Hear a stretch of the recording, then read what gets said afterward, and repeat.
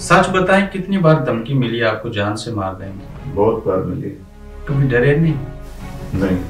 क्यों कहा जाता है कि थाना कचहरी की सियासत नहीं होने देंगे? सरेआम तकरीरों में बदनाम किया जाता है पुलिस डिपार्टमेंट को। देखिए, आज़ाद कश्मीर में ऐसी बात नहीं है, पॉलिटिकल इन्फ्लुएंस नहीं होता। मैं अपनी जिंदगी में ये बात देख सकूंगा कि जब मैं पुलिस को घर बैठे फोन करूं तो वो मेरे घर आ जाए? इंशाल्लाह।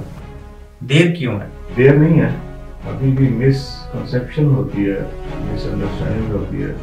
इस वक्त एसएसपी हैं, यहाँ तक कैसे पहुंचे? देखिए, मैंने 1990 में पुलिस सर्विस ज्वाइन की थी एज असिस्टेंट सब इंस्पेक्टर। सबसे अच्छा काम 33 साल 32 सालों में क्या किया? मुझे सर्विस में बेशुमार अपॉर्चुनिटीज ऐसी मिली हैं जिसमें गरीब और मजलूम। ज्यादा सर्विस कहाँ की?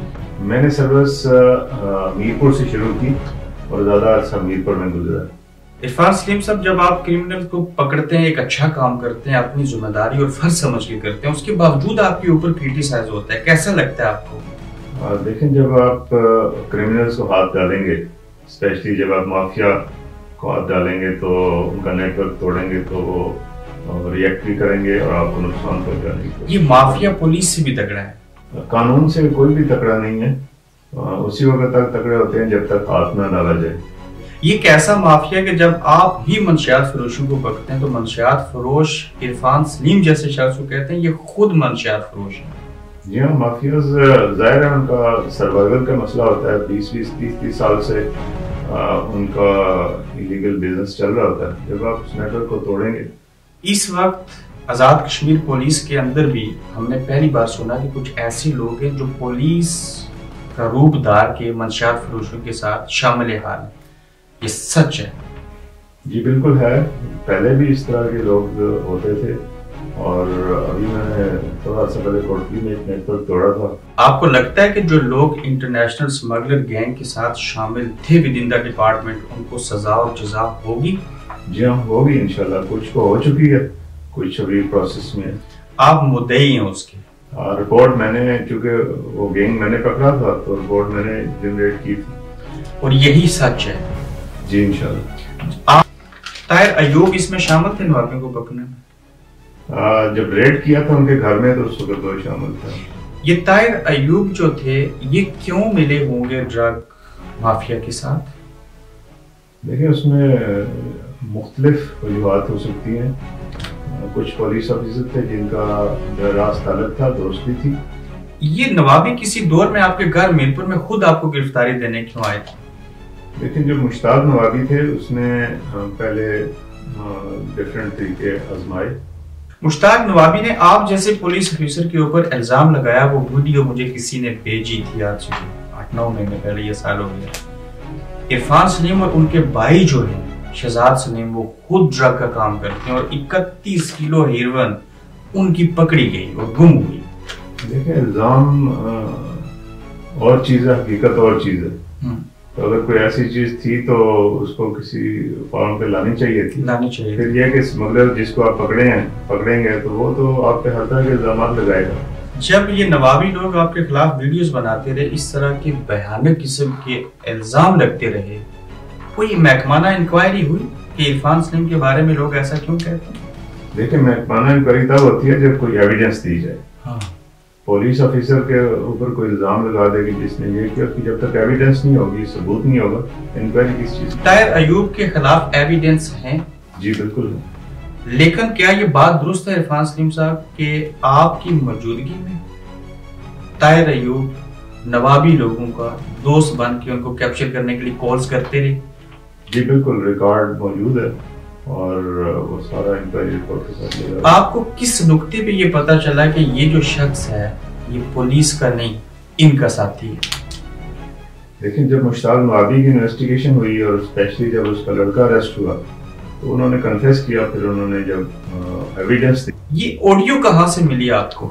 उसने हैंडओवर की, नवाबियों ने खुद? साजिद नवाबी ने। जब वो अरेस्ट हुआ था उन्होंने सेव किए थे, चूंकि वो क्रिमिनल लोग थे, उन्होंने सबूत रखे हुए थे। तो उसने, क्या आप एक मुजरिम की तरफ से मिलने वाले एविडेंस को वजह बना के समझते हैं कि आपकी पुलिस में डिपार्टमेंट के अंदर से लोग ऐसा कर रहे हैं और ये सच है? मेरे खिलाफ कर रहे हैं या बाकी पुलिस वालों के खिलाफ? आपके खिलाफ और دیکھیں جو کرمنل کوئی بھی مجرم ہو کسی مافیا کو آپ جب پکڑیں گے تو آپ کے لیے دعا تو نہیں کرے گا. طاہر ایوب صاحب کو آپ نے خود نہیں کہا تھا کہ نوابیوں کے دوست بن کے ان کو کیپچر کرو اور ان کو پکڑو؟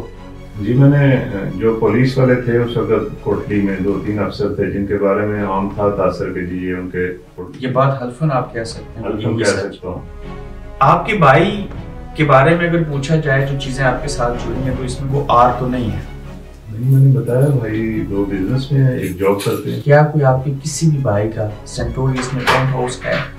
تو میں نے بتایا جو سب سے چھوٹا ہے وہ فرقان نام ہے، فرقان سلیم، وہ ریئل اسٹیٹ میں اس نے کمپنی بنائی ہوئی ہے. اس پینٹ ہاؤس کا تعلق کسی مافیا کے ساتھ نہیں ہے؟ نیور. اس پینٹ ہاؤس کا تعلق عرفان سلیم ایس ایس پی کے ساتھ نہیں ہے؟ نہیں میرے بھائی کا ہے. بھائی کی جو پراپرٹی ہے وہ اوبویسلی اسی کی ہے، وہ اونر ہے اس کا. فرقان سلیم صاحب نے یہ پراپرٹی کس سے لی؟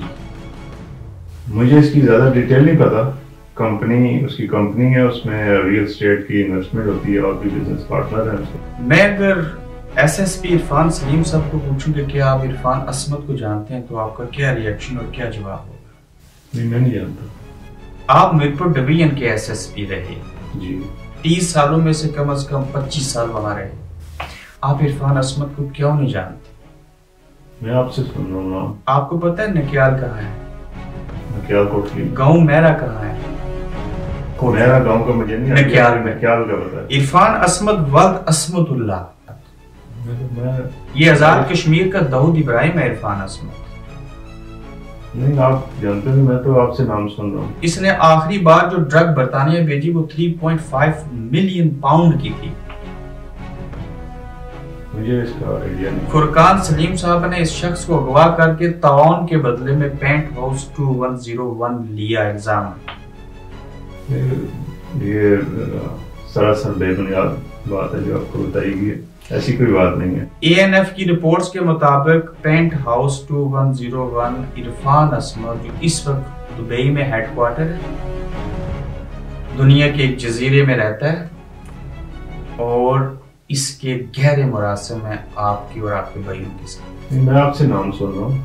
اگر بطور ایس ایس پی عرفان سلیم اتنے بڑے مافیا جس کو داؤد ابراہیم کا میں نام دے رہا ہوں آزاد کشمیر نہیں جانتے تو پھر کس کو جاننا چاہیے؟ دیکھیں اگر آزاد کشمیر میں کوئی اس طرح کا مافیا ہوتا تو یقیناً وہ کہیں نہ کہیں اس کا ریکارڈ ہوتا. میں ابھی انٹرویو کے بعد آپ کو اس کا تمام ریکارڈ دوں گا اے این ایف کی رپورٹس کی. آزاد کشمیر کا سب سے بڑا ڈرگ ڈیلر آپ کے بھائی کا بزنس پارٹنر ہے. نہیں ایسی کوئی بات نہیں. عرفان عصمت سے اس کی والدہ کے نام کے اوپر 2101 فلیٹ جو تھا وہ کس کورٹ میں جا کے بیان دے کے لیا، کتنے کا دیا، اور بیانات ہیں کورٹس کے اندر کہ شہزاد سلیم صاحب نے اس کی پیمنٹس دبئی میں کی. اور عرفان عصمت دوسرے لفظوں میں آزاد کشمیر کے داؤد ابراہیم. دیکھیں میں آپ سے نام سن رہا ہوں اور جہاں تک پراپرٹی خریدنے کا یا بیچنے کا تعلق ہے تو وہ آن ریکارڈ ہے جو بھی خریدی گئی ہے. آپ کے خلاف کبھی کوئی انکوائریز ہوئی ہوں جو آپ نے بند کروا دی؟ نہیں کوئی ایسی بات نہیں. سہسا ایک جگہ کا نام ہے، وہاں کے کچھ نوابی بڑے مشہور ہیں جن کو آپ نے پکڑا اور آپ کے جانے سے قبل کبھی کسی نے ان کو نہیں پکڑا. وجہ آپ نے ابھی خود ہی بتائی ہے. میں تو یہ سمجھتا ہوں کہ ان کو پروٹیکشن تھی. لوکل پولیس سے مراد آپ کی پولیس؟ جی ہاں پولیس میں سے چند لوگ.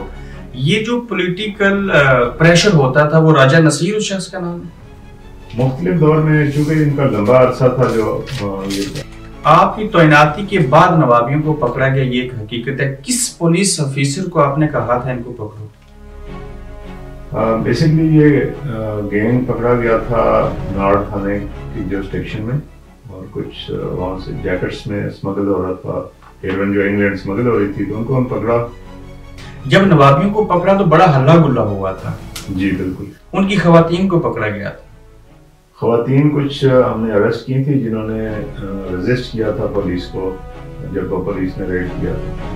تو انہی خواتین کو ایک فون کال آپ کو آئی اور آپ نے سننے میں آیا الزام ہے آپ کے اوپر کہ آپ نے کچھ گھنٹوں میں چھوڑ دیا. نہیں ایسی بات نہیں ہے، ان کی بیل ہوئی تھی، مجسٹریٹ نے ان کی بیل لی. کس پولیس افیسر نے نوابیوں کو پکڑا تھا؟ ڈیفرنٹ پولیس افیسر تھے. ایک ٹیم بنائی تھی جس کے ہیڈ تھے ڈی ایس پی خواجہ پیوں، آگے ان کے ساتھ جونیئر سٹاف. یہ نوابیوں سے کتنے کلو ہیروئن پکڑی گئی تھی؟ اراؤنڈ 14 kg سے تھوڑی زیادہ تھی. 14 کلو ہیروئن والے کو کتنی سزا ہونی چاہیے؟ گینگ تھا جو ہم نے پکڑے تھے، ٹوٹل 12 لوگ تھے، کچھ ایبسکانڈر تھے. جو اریسٹ ہوئے تھے 12 تھے، ان میں سے کچھ کو 9 سال 8 سال 7 سال. یہ ذوالفقار ڈوگرا کسی شخص کا نام ہے، آپ نے آپ کو صحافی کہتے ہیں، ان کو جانتے ہیں؟ جی کوٹلی کے. شہزاد راٹھور صاحب کو بھی جانتے ہیں؟ جی. انہوں نے کیوں معافی مانگی آپ سے؟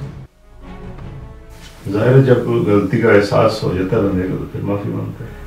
ایک اور کردار تھا اس میں ظاہر چودھری، عام آدمی تھا، آپ کو جب ملا تو وہ خاص ہو گیا. جو بھی ہیں دیکھیں، جب مافیا جو ہے وہ یوز کرتا ہے لوگوں کو، اور جب وہ ایکسپوز ہوتا ہے تو پھر لوگوں کو اپنی غلطی کا احساس ہوتا ہے، پھر وہ معذرت کرتے ہیں. جس شخص نے آپ کے خلاف سوشل میڈیا پہ کمنٹ لکھے تھے، وہ ظاہر چودھری کو آپ نے ننگا کر کے مارا، یہ الزام درست ہے؟ نہیں، ایسی بات نہیں ہے. یہ انسانیت کی توہین ہے اگر ایسا ہو. نہیں، ننگا کرنے کی ضرورت کیا تھی؟ سمپلی ایک چیز پوچھنی تھی. پوچھ لی. بیک گراؤنڈ پہ کون تھا وہ کلیئرٹی ہو گئی تھی. سلیم صاحب آپ کے ٹائم کا بہت شکریہ. Thank you very much. آپ دیکھ رہے ہیں گورکھ دھندا ابرار قریشی کے ساتھ.